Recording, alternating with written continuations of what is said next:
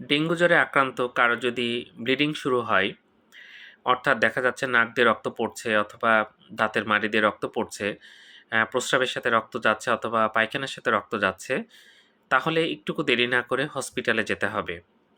অনেক সময় দেখা যাচ্ছে মেয়েদের ক্ষেত্রে যখন মাসিকের সময় না, তখন দেখা যাচ্ছে মাসিকের রাস্তা দিয়ে রক্ত বের হচ্ছে এবং জ্বর আছে সাথে, তাহলে কিন্তু বর্তমানে যেহেতু ডেঙ্গু প্রচুর হচ্ছে, এটা কিন্তু মাথায় রাখতে হবে এবং দ্রুত ডাক্তার দেখানো উচিত। কিছু ব্লাড টেস্ট করে নিশ্চিত হতে হবে যে ডেঙ্গু হয়েছে কিনা।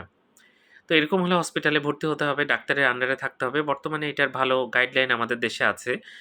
সে অনুযায়ী চিকিৎসা করলে কিন্তু সেখান থেকে জটিলতা হওয়ার সম্ভাবনা খুব কম। তারপরে কিছু রোগীর জটিলতা হবে এবং তাদের অনেক সময় খারাপ পরিণতি হয়ে যায়।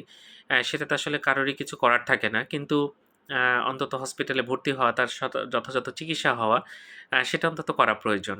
তাই যদি কখনো দেখেন যে আপনার নাক দিয়ে রক্ত বের হচ্ছে, এই সময়ের সাথে জ্বর আছে এবং দাঁতের মাড়ি দিয়ে রক্ত বের হচ্ছে, প্রস্রাবের সাথে রক্ত বের হচ্ছে এবং মাসিকের রাস্তা দিয়ে রক্ত বের হচ্ছে, সাথে জ্বর আছে, তাহলে বর্তমান সময়ে কিন্তু ডেঙ্গুর কথা মাথায় রাখতে হবে। ধন্যবাদ সবাইকে।